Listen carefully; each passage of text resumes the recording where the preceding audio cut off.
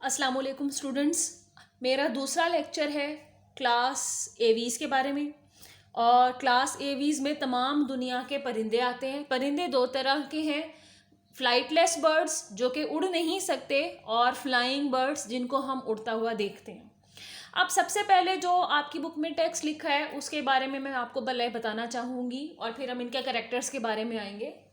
Birds और mammals ये दोनों आपस में बहुत मिलते जुलते ऑर्गेनिजम्स हैं और ये दोनों के बारे में ख्याल किया जाता है कि इर्तिका के अमल के दौरान, एवोल्यूशन के अमल के दौरान ये रेप्टाइल से वजूद में आए थे। अब ये बात हमें कैसे पता चली? हमें बहुत सारे फॉसिल रिकॉर्ड से भी ये बात मालूम हुई। इसके अलावा जो एक इम्पॉर्टेंट फॉसिल हमें हासिल हुआ जिसके बारे में पेपर में आपसे एक शॉर्ट क्वेश्चन भी पूछा जा सकता है कि what do you know about archaeopteryx, what are the characteristics of archaeopteryx, तो उसके बारे में जो मालूमात है वो हमें इम्पॉर्टेंट लगी और आपकी टेक्स्ट में भी ये शेयर की गई है। आर्कियोप्टेरिक्स एक ऐसा परिंदा था जो लाखों साल पहले दुनिया में वजूद में आया था और ये बहुत सारी तादाद में मौजूद था। आज हमें इसके तकरीबन 7-8 फॉसिल्स जो हैं वो मिले हैं। कुछ इसके इम्प्रिंट्स हैं, कुछ इसकी हड्डियों के बारे में, इसके परों के बारे में, इसकी छाप है जो हमें पत्थरों के दरमियान मिली और हमें मालूम हुआ कि ये एक ऐसा परिंदा था जिसका साइज कौवे के बराबर था। इसकी चोंच भी थी, चोंच में इसके टीथ पाए जाते थे। इसकी जो स्कल थी वो छिपकली के जैसी थी, लिजर्ड के जैसी थी। इसके जिस्म पर सारी जगह फेदर्स मौजूद थे। इसमें 2 बड़े पर थे, उन परों के साथ क्लॉज 3 इसमें पाए जाते थे और लंबी सारी इसकी एक टेल होती थी और वो पूरी की पूरी टेल भी बहुत सारे बड़े बड़े फेदर्स से ढकी हुई थी। जैसे आज भी हम परिंदों को देखते हैं कि उनके जिस्म पर जा बजा बाल नुमा साख्तें होती हैं जो कि फेदर्स कहलाती हैं। यहाँ आपको मैं एक डायग्राम भी दिखाना चाहूँगी कि ये आर्कियोप्टेरिक्स ये एक इमेजिनरी तस्वीर है जो कि कंप्यूटर्स में डाली गई है। इसके बारे में सारी मालूमात हमने कंप्यूटर्स में डाली और उसे प्रोग्राम्स यूज़ किए तो हमें मालूम हुआ कि आर्कियोप्टेरिक्स इस तरह का दिखता होगा। तो आप देख सकते हैं कि इसके विंग्स, उनमें बहुत सारे फेदर्स, लंबी सारी टेल, और इसकी अगर आप स्कल देखें तो आपको लगता है कि ये तो कोई छिपकली नुमा ऑर्गेनिज्म है। अब बात करते हैं आज के परिंदों के कैरेक्टर्स के बारे में। आज के जो परिंदे हैं ये एंडोथर्मिक है, ये अपने दर्जा हरारत को किसी हद तक कंट्रोल कर लेते हैं और ये खासियत मैमल्स में भी है जो कि हमारा अगला ग्रुप होगा जो इंशाल्लाह हम कल पढ़ेंगे। जो बर्ड्स हैं उनके जिस्म पर बाल नुमा साख्तें हैं, उन बाल नुमा साख्तों को फेदर्स कहते हैं। फेदर्स उनके पूरे जिस्म पर एक स्केलेटन की तरह पाए जाते हैं तो हम कहते हैं कि there is an exoskeleton of feathers which is present on the body of the birds. फिर बर्ड्स में 2 विंग्स पाए जाते हैं। मैंने एक इस वक्त यहाँ ड्रॉ किया है, लगभग इस तरह की शेप होती है और इन पर भी जा बजा आपको बहुत बड़े बड़े लंबे लंबे फेदर्स नज़र आते हैं जो कि जानदार को हवा को नीचे की तरफ धकेलने में लाइक दिस और फिर उछाल की कुव्वत ऊपर की तरफ उठने की तरफ जो है वो मददगार साबित होते हैं।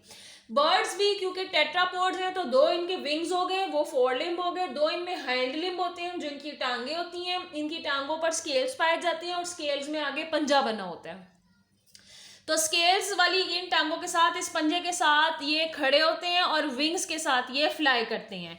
फिर उसके बाद इनकी स्पिंडल शेप बॉडी है, दोनों तरफ से नोकीली है, आगे बीक है, बीक में दांत नहीं होते, बीक कैरेटिन की थिक प्रोटेक्टिव प्रोटीन्स की हॉर्नी सी बनी होती है, सख्त सी, जिससे ये खुराक को पकड़ने, अपने बचाव के लिए इस्तेमाल करते हैं अपनी बीक को। और यहाँ पर आप इनकी 2 छोटी टांगे देख सकते हैं, तो ये हैंड लिम्ब हो गई और ये 2 इसके 4 लिम्ब हो गए। अगर हम इसके एंडोस्केलेटन की बात करें तो एंडोस्केलेटन जिस्म के अंदर पाया जाता है, बोन्स का बना हुआ है, लेकिन इनकी बोन्स की खास बात यह है कि ये अंदर से खोखली हैं, इसमें खाली जगह हैं जिसमें हवा होती है, उन्हें एयर स्पेसेस कहते हैं। यहाँ मैंने आपको एक हड्डी बनाकर दिखाई है कि अगर बर्ड की एक बोन को देखें तो आपको जा बजा व्हाइट कलर में खाली हिस्से नजर आएंगे। उसके बाद अगर हम इनकी बात करें इनकी जबड़ों की तो इनके 2 जबड़े हैं, ऊपर की तरफ और नीचे की तरफ, और जॉ में इनको खोल के देखें तो टीथ मौजूद नहीं और बाहर की तरफ सिर्फ बीक यानी कि चोंच मौजूद है।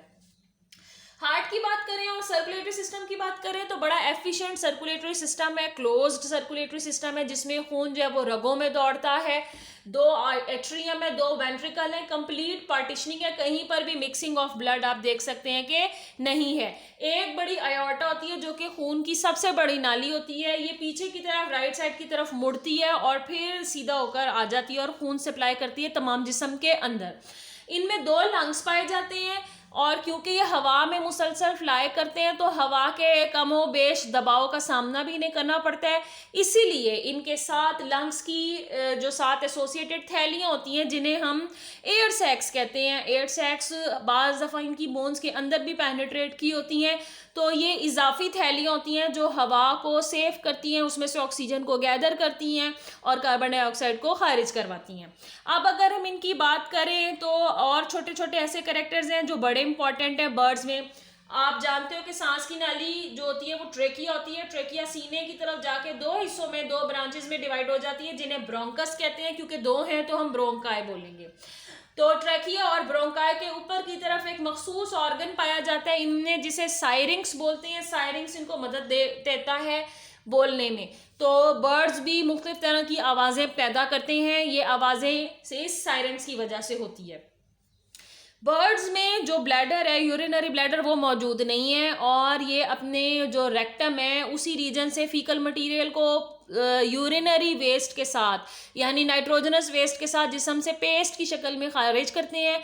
इसके अलावा रेक्टम के साथ ही एसोसिएटेड जो ओपनिंग है जो जिस्म से बाहर खुलती है क्लोएका, उसके थ्रू ये एग लेइंग का काम भी करते हैं और वेस्ट को खारिज करने का काम भी करते हैं।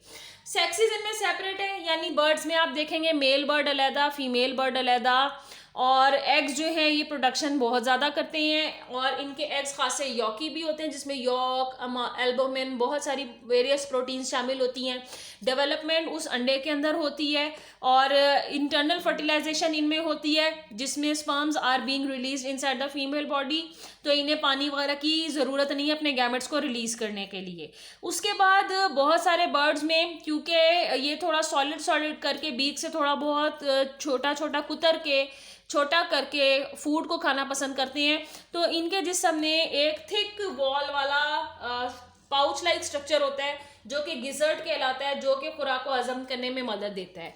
तमाम दुनिया के बर्ड्स में फ्लाइंग बर्ड्स ज़्यादा हैं और फ्लाइटलेस बर्ड्स कम हैं। फ्लाइटलेस बर्ड्स दुनिया में वो हैं जैसे आप देख सकते हैं ऑस्ट्रिच है, शुतुरमुर्ग उड़ नहीं सकता, कीवी है, इसके अलावा रिया, कसौवरी भी हैं। इनके आपकी बुक में नाम नहीं लिखे लेकिन मैं आपको नॉलेज देने के लिए बता रही हूँ। इसके अलावा फ्लाइंग बर्ड्स में आप देख सकते हो कि पिजन, पैरेट, स्पैरो, कोयल, ईगल वगैरह सब हैं।